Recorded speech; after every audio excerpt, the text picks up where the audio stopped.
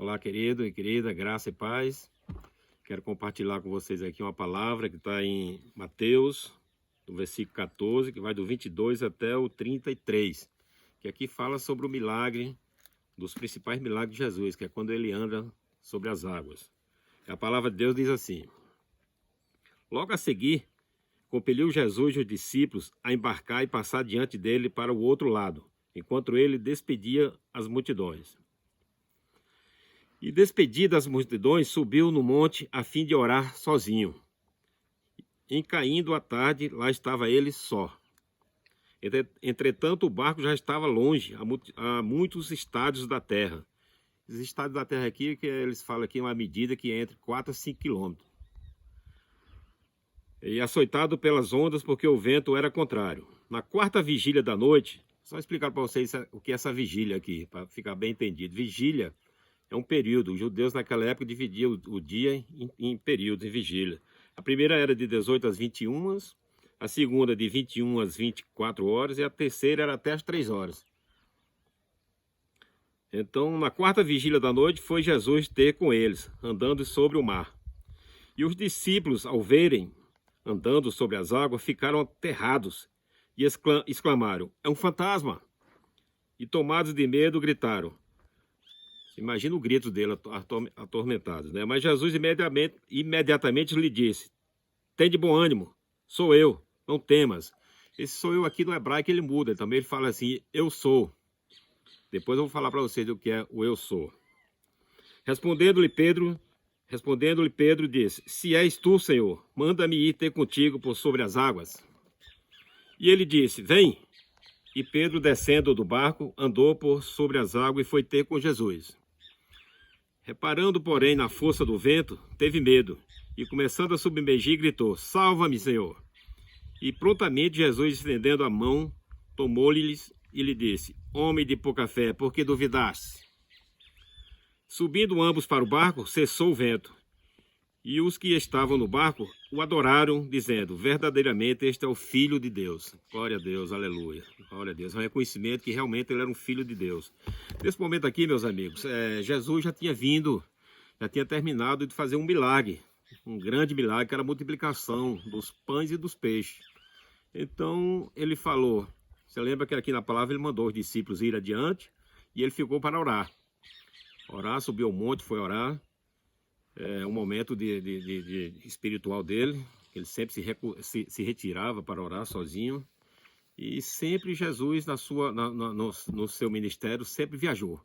Então aqui ele ia fazer uma outra viagem, depois dessa multiplicação dos pães e dos peixes, ele ia fazer uma outra viagem.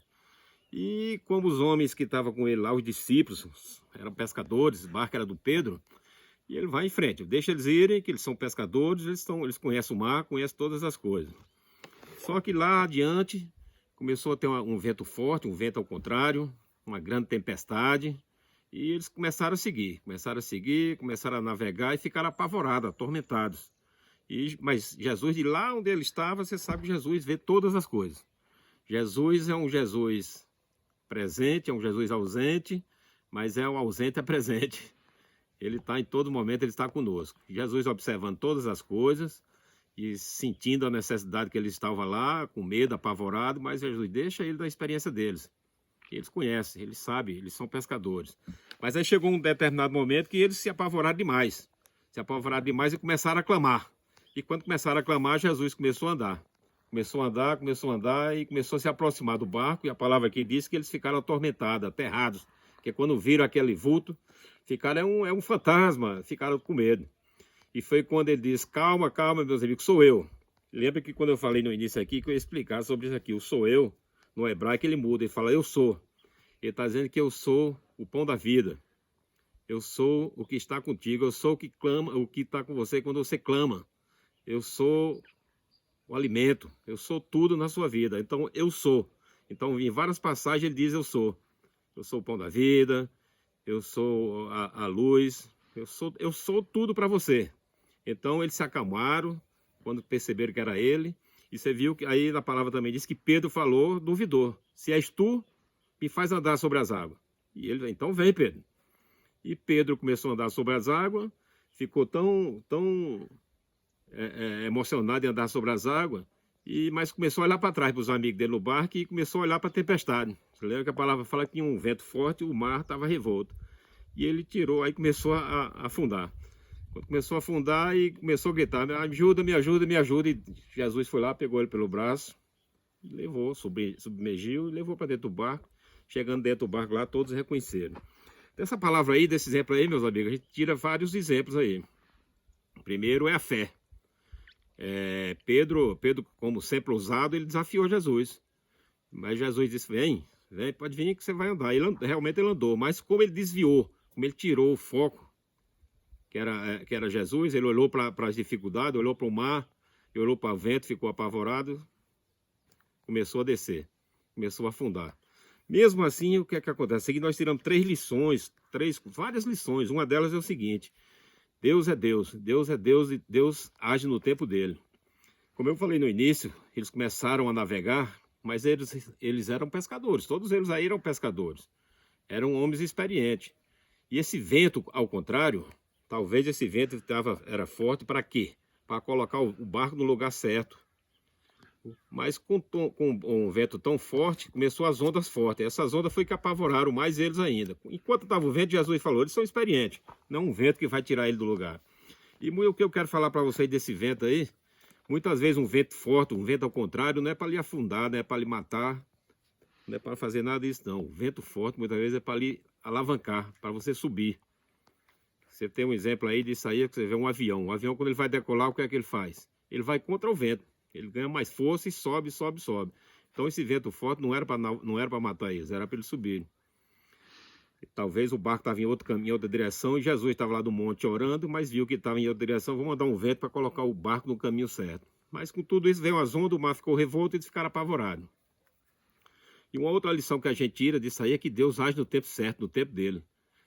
Ele estava olhando tudo isso aí, e eles apavorados, Deus, espera aí, na hora certa eu vou, deixa ele saber que eu sou Deus. E muitas vezes, meus amigos, nós achamos pela experiência que nós temos, eles são pescadores, e nós também, muitas vezes, pela nossa experiência, pela nossa sabedoria, pelo nosso entendimento, nós achamos que podemos, nós mesmos, cuidar de nós mesmos e nós mesmos agir sozinhos. Mas não se engane, nós não podemos.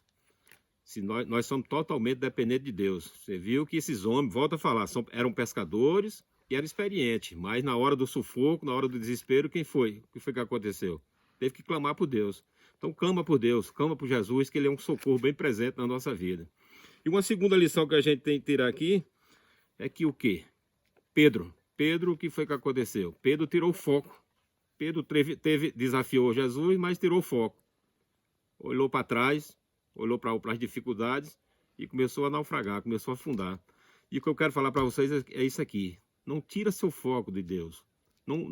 Deus é maior do que todas as dificuldades.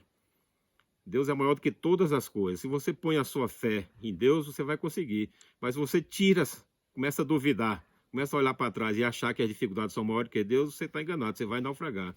Nenhuma dificuldade é maior do que Deus. Deus é maior do que todas as coisas. Deus é maior do que tudo. Não tira, então põe a sua fé, põe seu coração em Deus. Não acredite nos seus próprios conhecimentos. Não acredite que você sozinho vai conseguir.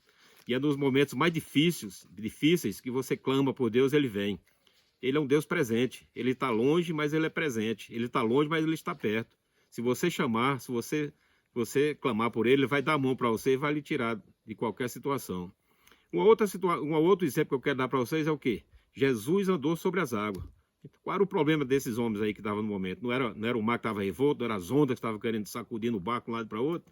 Jesus foi andando sobre as águas. Então Jesus está mostrando que ele anda sobre o nosso problema. Todos os problemas podem ser grandes como for, mas está abaixo dos pés de Jesus. Não tem problema maior que possa estar acima de Jesus. Todos eles estão abaixo de Jesus. Então essas lições, meu amigo, que eu queria passar para vocês.